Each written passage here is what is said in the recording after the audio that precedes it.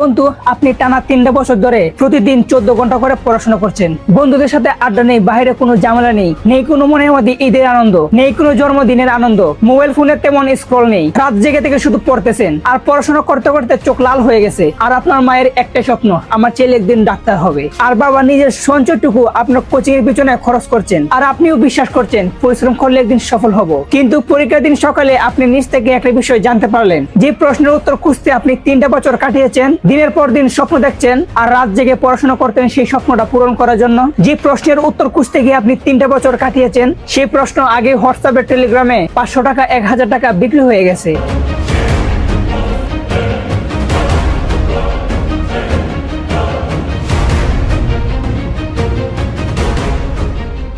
আর সেই অভিযোগ উঠে এসেছে, আপনার অনুভূতি তখন কেমন হবে? রাগ, ঘৃণা, নাকি নিজের উপর বিশ্বাসটা হারিয়ে ফেলবেন?